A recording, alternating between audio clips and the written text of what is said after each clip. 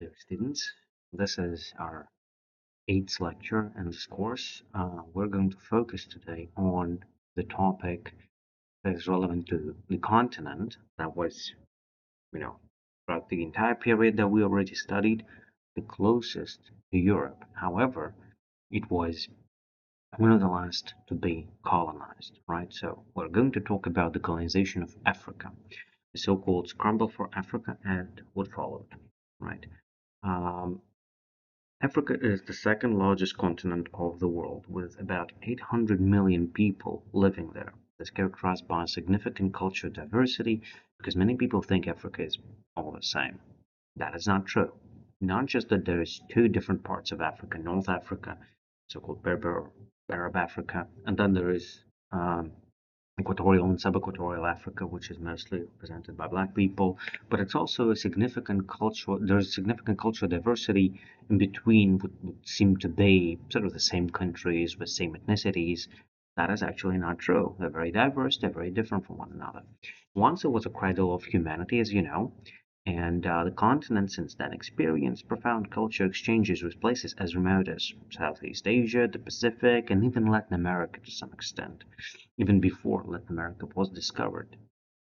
Since the Roman times, Africans participated in trading gold, ivory, salt, slaves, and teak that connected them with Middle East, Europe, and Asia. So the continent was actually very much connected to the rest of the world.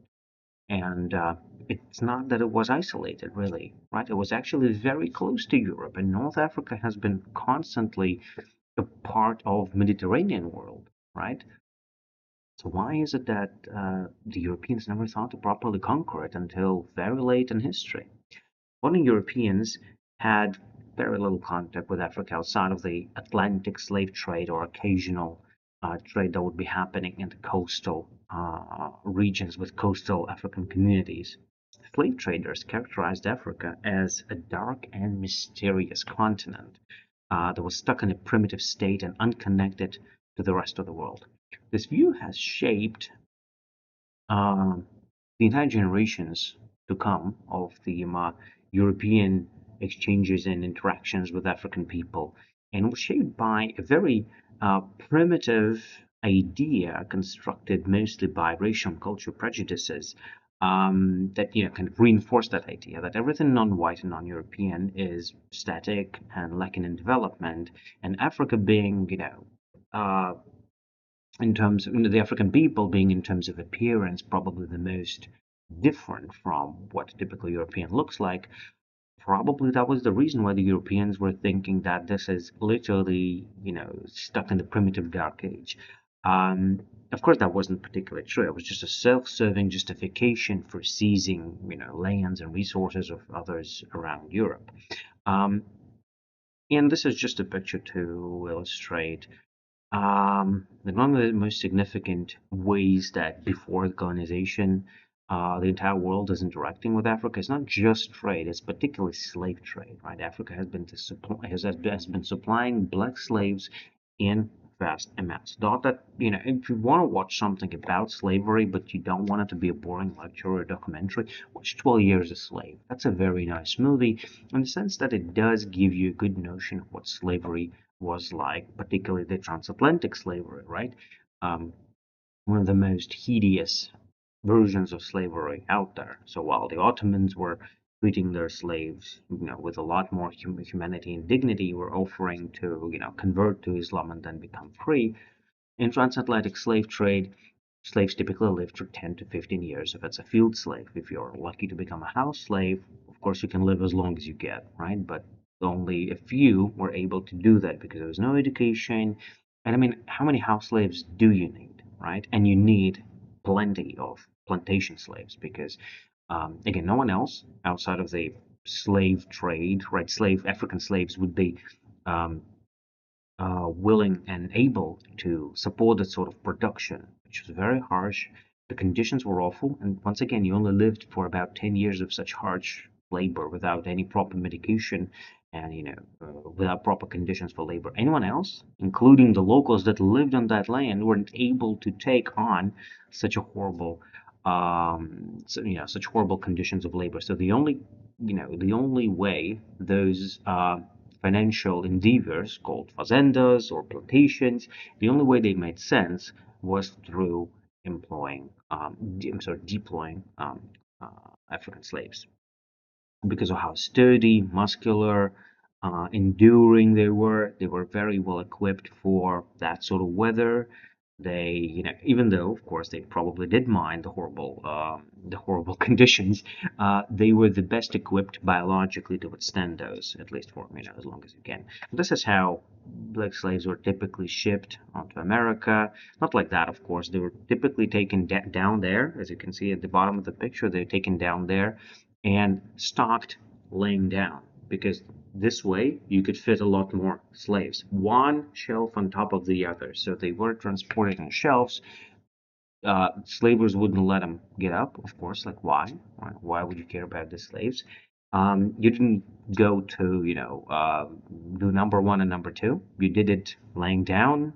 And it's good when you are up top on the shelf because nobody's doing that on you. However, you would be doing that on everybody below you. So absolutely inhumane conditions. A lot of people never made it through this horrible, very harsh transatlantic travel. And then, those few, not few, but those who did, were only there to suffer a lot more after they're sold onto the slavery. Uh, into the local slave markets. So European contact with Africa intensified after the abolition of slave trade in the early decades of 1800s, which is an irony, right? Because before that, Africa did make so much financial sense, but everybody, was absolutely fine without having to deploy any additional resources. Local communities were supplying and those that have been those European settlement of coastal regions were supplying slaves in vast amounts. Really, no need to go any further, conquer any further, and risk it because everything is functioning perfectly. But since that source of money was then no more, uh, people were like, okay, what else do you guys have, right? What do we need to do to get some more money out of this mysterious dark continent? Because the rest of the world is already colonized, right? There's nothing else to colonize. You can fight with the other colonial empires for dominance over certain small territories, but then, that's not the same as conquering new land. Um, and one of the biggest reasons for that, and you would hear about that in a lot more detail in the video after the end of this lecture, the only way that this was possible is anti-malaria medicine, because before that, the white people were not able to properly go inside the continent, into the depth of the continent, where there's been a lot of pests carrying malaria, particularly mosquitoes.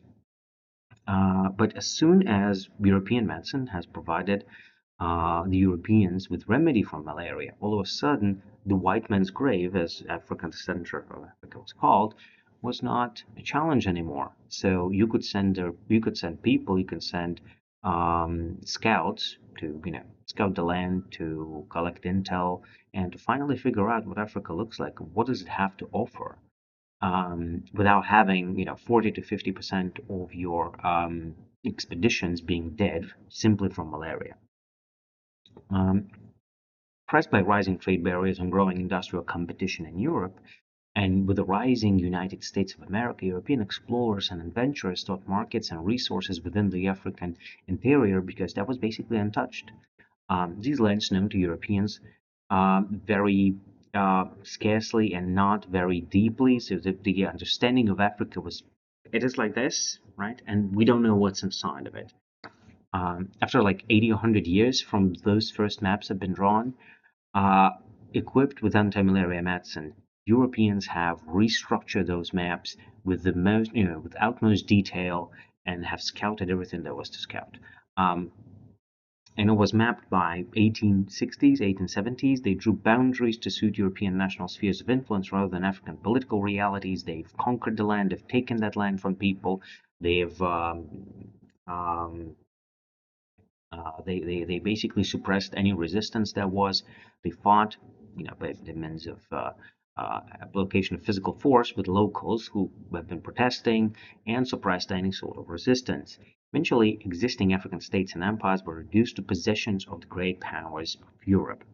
African resistance, again, as I already said, was relentless, but there was really no point because at this moment in time, Europeans have had two most significant factors that have been favoring this fast conquest, which was later called Scramble for Africa.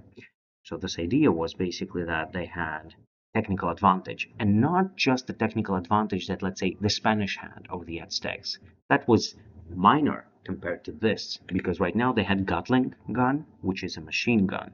Right now they had sophisticated weaponry that would allow tens or dozens of people to be able to mow down thousands of enemies in a matter of seconds, kill them on the spot from far away without any chance of them throwing a spear at you or getting you by bow or anything like that. That was, there were zero chances that the locals could have properly resisted that sort of brutality and that sort of technical advantage that the Europeans now possessed. Secondly, Europeans also have mastered, they've systemized and have mastered all the colonial administrative experience that they've assembled throughout hundreds of years of colonialism. So basically, they were at the peak of colonial domination, and they used all that experience in Africa, particularly. Um,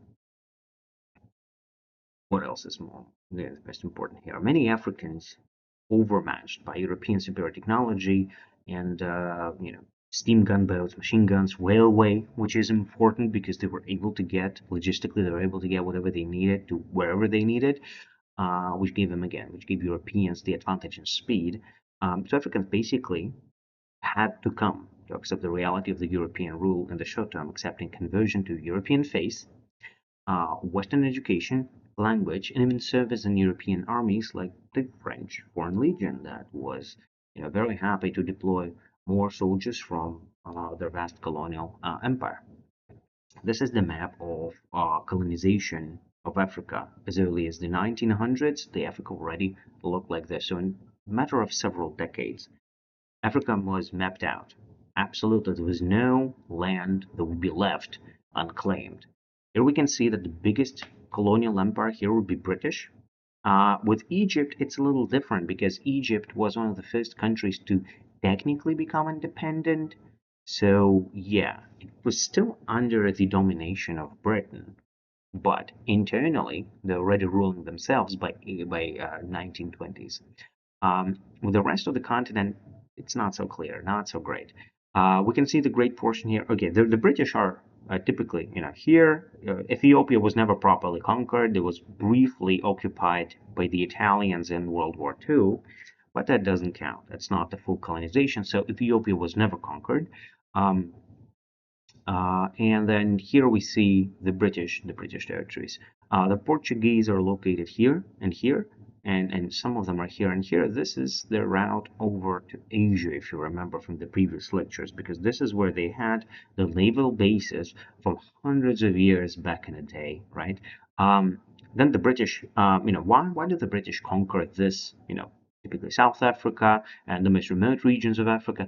Because it's a naval colonial empire. They dominate in the sea, and for them it actually is easier to get all those territories that are further away from other European territories and dominate there.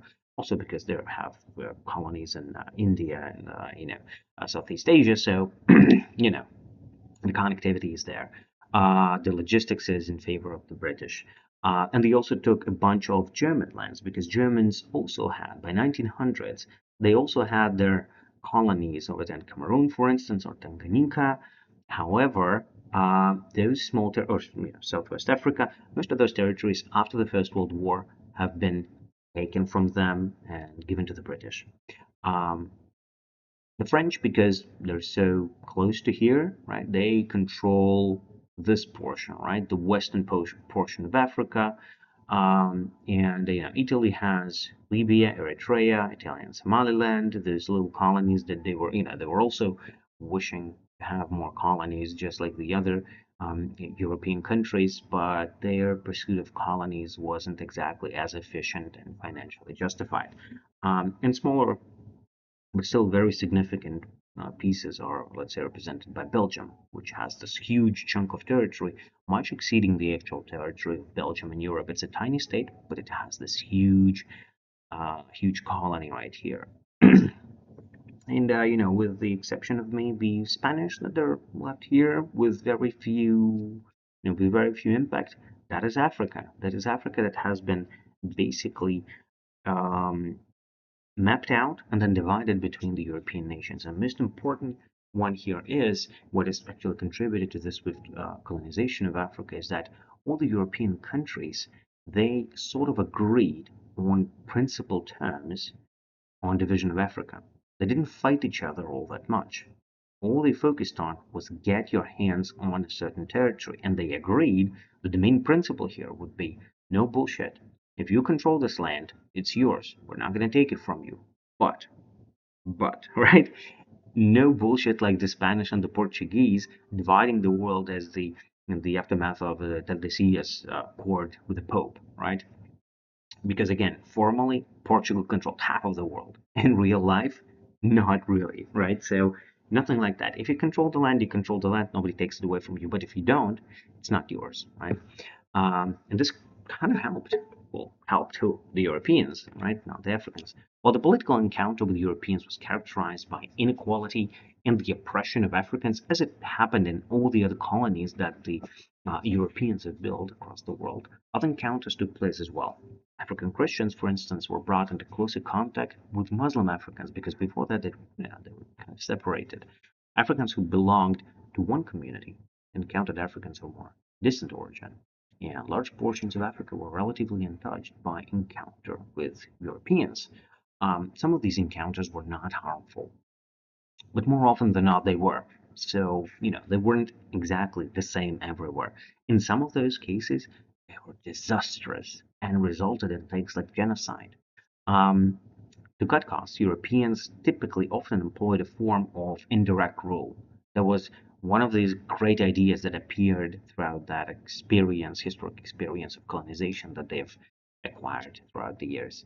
At least one segment of their African colonial population, for example, educated cattle farmers, under the control of another, which is less educated semi-nomadic cattle herders, I'm sorry, not cattle herders, or vice versa, or Muslims over the non-Muslims, or Christians over Muslims, or Muslims over Christians, depending on who's the minority. So the community would remain divided, right, causing long-lasting conflicts and instability, which was, to be fair, is like, why would they want instability in their colonies? It would be so those people who obviously outnumber the colonial administrations or the soldiers or the police force or anybody that the Europeans have on the ground, that they wouldn't be able to unite and act unanimously against the Europeans. These steps would produce post-colonial civil wars and genocidal conflicts. Surprise, surprise. Just a picture of British colonizers after a battle with African tribesmen. Just a second of realization here that it is over. We cannot fight back. We don't have the technology. We don't have the power to fight back. What do we do? We adapt, right? Impact of the colonial encounter was quite significant. Colonialism operated in Africa with great effectiveness and speed, having utilized once again this plentiful colonial experience I've been talking about. It was built on Americas before that. It was constructed and acquired in Asia.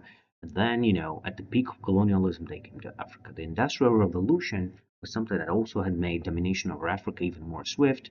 Again, given the new advanced tools, such as, again, let's say Gatling gun, right?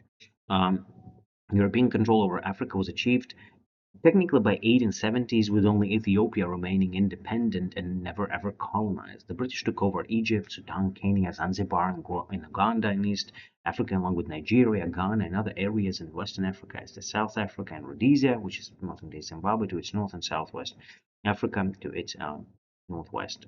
The German state claimed Tanganyika, although Germany's defeat in the World War One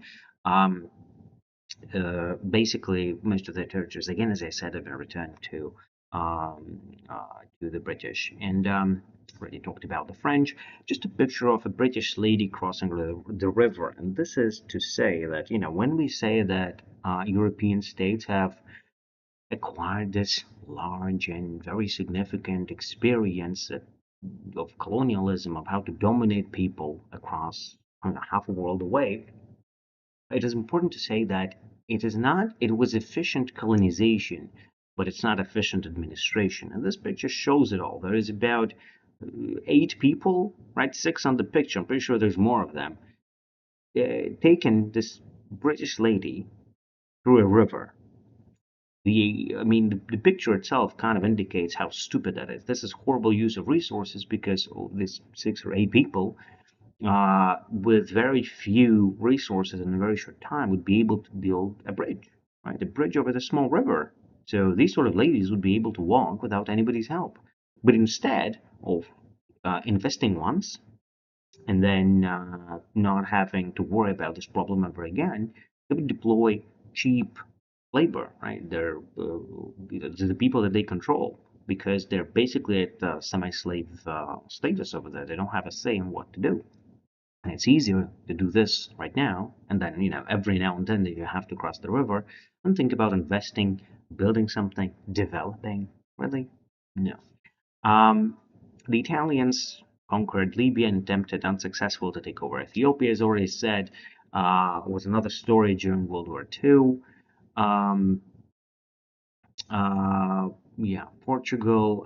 It's none of that is that important. What I really want to focus right here is King Leopold of Belgium, because while everyone else is, all the other countries are literally these, very ambitious, rising powers, or very sophisticated powers. Belgium is nothing like that. It's a tiny country with very few resources and not a lot of people. How did the King Leopold of Belgium take over the central equatorial area of Africa called Congo? It's a huge territory. Who let them do that? Well, basically, it was his private estate. The structure of Belgium was that the king was not the head of the state. It was sort of like the British monarch, right? And he always wanted his own country, like the one that he could properly rule in. And he took it as his private estate, where he was literally the head of colonial administration. Um, he was running around asking for a certain colony nobody needed. He asked every monarch in Europe. Everybody said no. And eventually, when the exploration of Africa began, he was daring enough to go in the very center part of Africa, unknown to anyone before, and claim one of the biggest territories over there. Um, and his rule was very brutal. He's known for cutting people's arms off. That was his favorite punishment. Whatever you've done, he chopped your arm off. So he maimed thousands upon thousands of people. He killed millions of people, right? His administration, and as a result of that, um, uh, Belgium is still remembered over there, colonially speaking, is remembered as not the best colonial empire.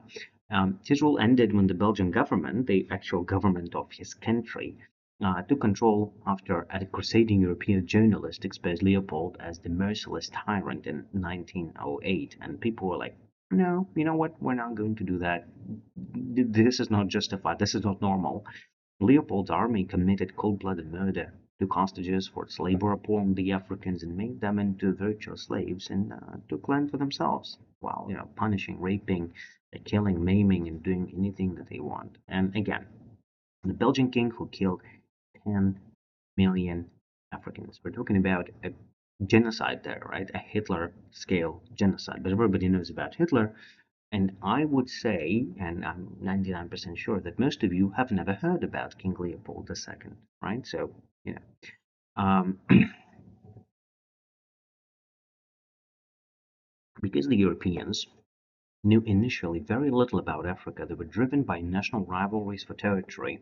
The control was so complete that they withdrew the boundaries of Africa according with the colonial structures of colonial empires, without consulting their African subjects, in the process creating new states and nations. Oh, sorry, um, new states and nations that had never existed before, um, or taking an existing country and splitting it into leaving one part of former African states in one European colony, another one would be in another European colony.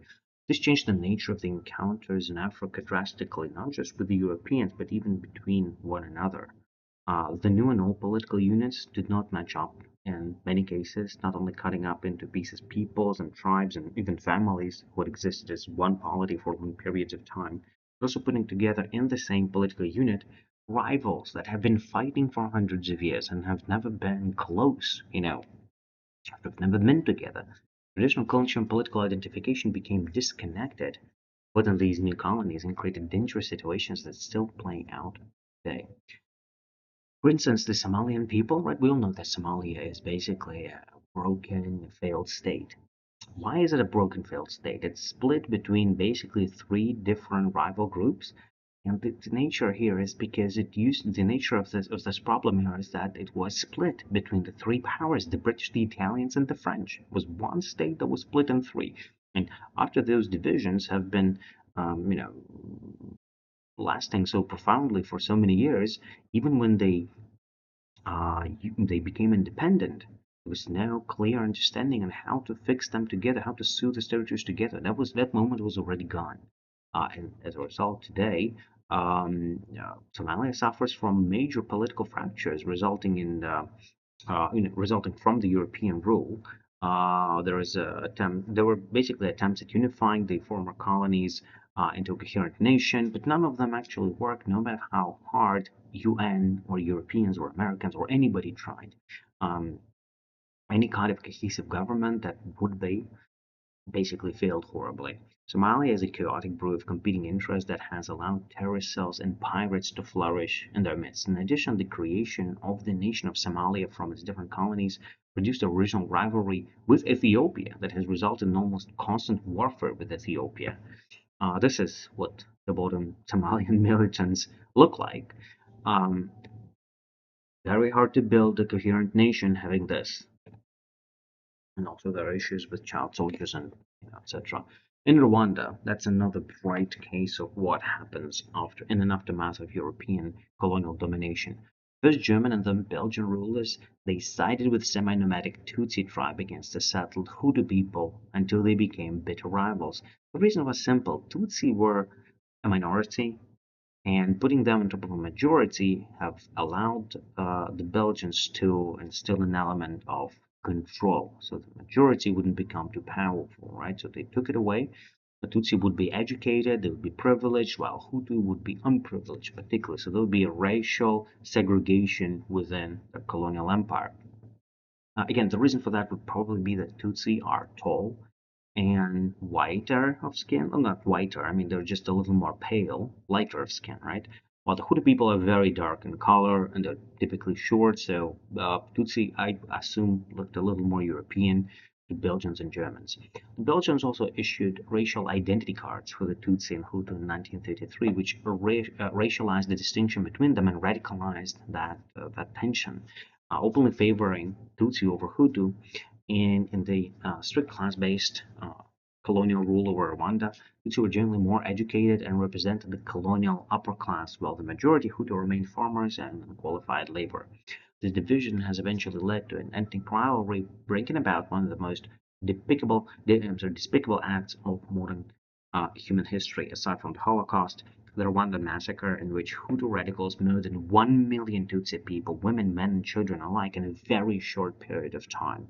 It was the situation where your neighbors that you've been living alongside with for 20 or 30 years would come to your house with a machete just to kill you out of spite, out of hatred, blinded by propaganda. This is Tutsi refugees fleeing the massacre. They fled into the neighboring countries, and uh, uh, some of those people who fled still stay in the refugee camps, not willing to go back. But Rwanda has taken significant steps into resolving this because the international community, the world has reacted in a very specific manner, very radically. Although the massacre itself wasn't prevented, the consequent reaction was decisive, and as a result, today Rwanda doesn't have Tutsi or Hutu. It does not allow to have any racial identity. This is actually something punishable by law. The official identity you're allowed to have is your Rwandese, right? Um, Specifically made to avoid these sort of divisions. that could lead to violence. In governance, the European encounter with Africa produced governments with very few European officials at the top, and mostly poorly trained African underlings running day-to-day governance. So they would not allow Africans to get any significant experience or decision making, right? Experience in decision making or take any responsibility. Africans would be entrepreneurs, policemen, servants, and local leadership, participating in local leadership as traditional chiefs, but not really having any, not acquiring any significant amount of experience of state administration. That is one of the biggest problems for post-colonial period, because when the Europeans were gone, there was nobody with enough experience to properly manage governments, right? To properly organize the economy, to properly build industries, or to properly do anything. The colonial masters always underlined their privileged and superior role as civilizers, bringing the Enlightenment to the savage people of Africa. And some of them even believed that. That narrative, to some extent, was quite believable for the locals until the World Wars, at least. The attitude made it impossible for Africans to climb into positions of leadership within European colonial governments. Some local elites, however, were still present, especially with military background, having served in the army of their dominion, like Idi Amin, for instance, the cannibal dictator of Uganda, who was a colonel of British army. And yeah, that is something that brought him to power, brought him to a certain privileged position. Or some have done that through education. Like most of the Pan-African leaders, they've done that through education, going either to American universities or some of them going to Soviet universities and being educated and trained there to support the ideas of communism, socialism. Um, uh, or being lucky enough to have received, again, education in Europe as well, in Britain, for instance, or France. Um, the few Europeans who came to Africa, other than the colonial officials, were typically businessmen who came to profit from natural riches of Africa and settled mostly in Eastern and Southern Africa. European settlers were farmers of coffee, sugar, cocoa, tobacco, and anything that would grow. They took the most fertile land for themselves, and they have reduced local farmers to just labor force, right? Cheap labor force. They paid them poorly, and most of the benefits, most of the money that they've earned from this have gone outside of Africa. They haven't been spent or invested in these countries. They've been directly taken away and extracted to Europe. This happened in Kenya and in South Africa, where 90% of the land seemed to be owned by white Europeans, who were only 10% of the population. And again, even though they were hard to work, it doesn't exactly help because most of the money is leaving the continent. None of that gets to be enjoyed by the local population. Um, so how did it come that Africans have decided that we have to carve up independent states of our own? How did nationalism and decolonization happen? A new sense of nationalism appeared again in the early 20th century and impacted how Africans have interacted with European rulers. Africans began to assert their desire to independence from the colonial overlords, specifically in the context of World War One and World War Two, which have eroded the stability of European order, right, inside the region of Europe, but also the international world order as well. It also undermined and eroded European concept of superiority because Africans who also quite heavily participated in battles have seen the brutality of how Europeans fight each other for no reason whatsoever. And it weakened the idea that these people are civilizers. No, they're savages, really. And we deserve the state of our own. We don't want to be them, right? And God is our witness. We've earned our right to be independent by fighting in the wars. Right? In addition to that, Africans um, have seen the example of others, right? The positive example of others breaking out of the colonial domination. For instance, Egypt has been one of the first one to be able to organize political parties, hold elections, and basically have focused on the international, sovereign international to some extent, sovereign international, sorry, um, sovereign national politics, while international and foreign policies have been taken and managed by the British Crown. Um, so the protests broke out, right? The protests broke out. The people have been starting to fight with the idea of colonialism, fight with the idea of colonial domination, not just in Africa. It wasn't just black people, but it was also people aside from from Europe, from US, from Soviets, like people all over the world were finally done with the idea of colonialism, and it kind of was logical because US and the Soviet Union, after the end of the World War II, immediately started to build a new world order, which was bipolar, which was about the spheres of influence of these great superpowers. And this kind of logic, this kind of world had zero place for colonies. Uh, in Somalia, Said Hassan and his dervish army began a long struggle for independence from not one but all three foreign powers, the British, the Italians, and the Ethiopians. In northern Morocco, Abd al-Karim began a war of independence against the Spanish and was quite successful. He even created what would turn to be sort of a socialistic republic, right? That would favor modern education and conduct a bunch of different social reforms in the mountains of Morocco. And he had this great idea of uniting all the Berber-speaking clans in one nation. In South Africa, Africans, especially African black farmers and others who found themselves disenfranchised by apartheid regime, started to fight against that regime. And most of them through African National Congress, an organization based upon the Indian National Congress from the time of India's independence movement, but with one significant difference. It was quite violent and it was quite proactive in the sense that they didn't just want to do nonviolent protest. Violent fights broke out against inhumane apartheid and sometimes with the use of terrorism even. West African nationalists united to form the West African Students' Union, led by Kwame Nkrumah, one of the most significant Pan-Africanists of his time. Nkrumah became a famous Pan-Africanist, arguing for regional cooperation in West Africa against the colonial powers. He became the first president of newly independent Ghana in 1960. In Nigeria, one of his colleagues, the first Pan-African newspaper, he created one of the first Pan-African newspapers in 1934. Was Benjamin Azikiwe, and then he became the president of Nigeria just 3 years after Kwame Nkrumah.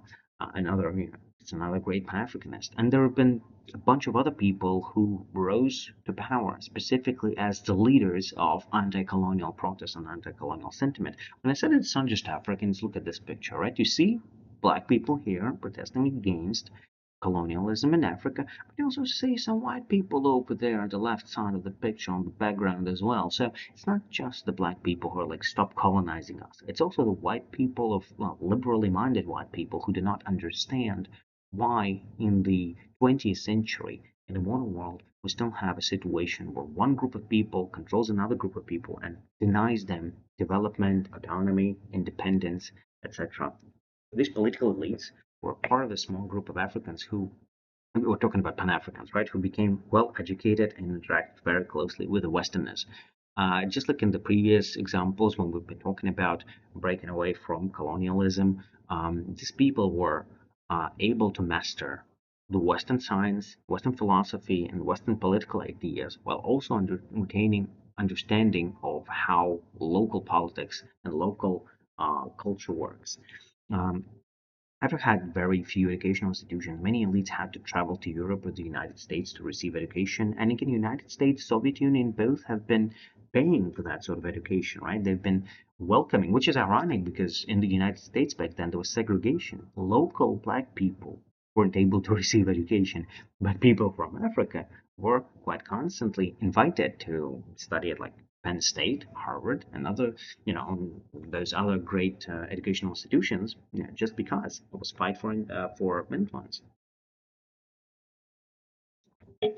Um, and again, just like Gandhi, they sort of have mixed these two worlds together, creating an effective recipe that allowed them to fight for freedom and liberty, while not forgetting and fitting that into the colonial context of resisting the colonial European domination.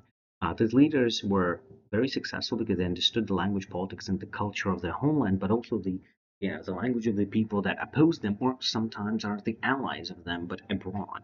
Right? They were able to appeal to liberally minded people and properly position their ideas within the rising, anti-colonial context. So it's not surprised that Kwame Nkrumah or Benjamin Azikiwe went from Africa to Pennsylvania, and then back to Africa to the anti-colonial revolutions. Um, and the same applies to like Patrice Lumumba or other African leaders who went to Soviet Union and then came back to bring that experience to fight against the anti-colonial injustice, just with other narratives in mind, though. It was through encounter with others, including these Westerners, that some of the future leadership of Africa came to maturity and eventually took the reins of power. And decolonization of Africa happened in several waves. The first ones, of course, we mentioned Egypt, Ethiopia, that was never conquered, right? But one of the first ones to get a proper decolonization was Libya in 1951. Then we had some of the countries that have received their independence before 1960. It was like Morocco, Tunisia, and most of the countries then received their independence in 19 and also Ghana, sorry, and then most of them received their independence anywhere between the 1960 and the middle of the 1970s, right? Then some countries are coming a little late, some in 1975, some in 1980, and one of uh, the most unsuccessful ones in terms of decolonization would be probably Namibia, that have been decolonized very late in time, like 1990s, right? As late as 1990s, just a year before I was born. So again, and Eritrea only 1993. So again, not great. But yeah, it's fair to say that most of these countries have been decolonized in the 60s and 70s. Um, Before it happened, right? How did that end up? Because again, it looks like it's a success story, right? They decolonized, they became independent. However, the encounters, the 19th and 20th century European encounters on the African continent affected Africa so deeply that it still continues to influence the well-being, or the lack of such, of these countries today.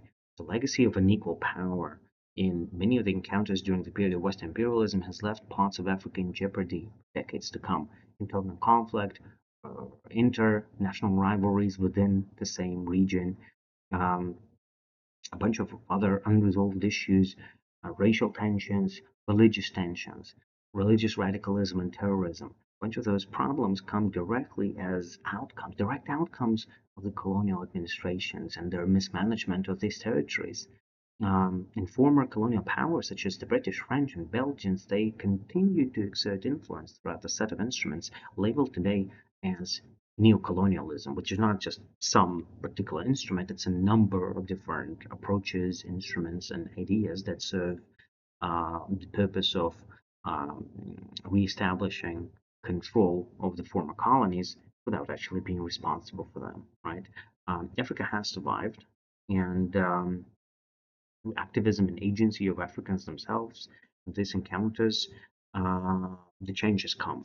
And Africa is rapidly changing. The only problem is that Africa has been liberalized and became independent, and sort of a world where economic dependency is already becoming quite a significant issue. Most of the countries of the world have, by that moment in time, already industrialized and have already been having another wave of more high tech and more advanced industrialization when Africa basically had nothing of the sort originally, right? This is why we don't have African cars, we don't have African industries, and mostly Africa would be today perceived either as agricultural country utilizing its vast natural riches in terms of fertile soil and everything like that, or natural resources, which are also quite abundant in Africa. And extractionism of those resources again falls very much in line with this idea of neocolonialism, because European states, all the other states in the world, they all want, China, Russia, US,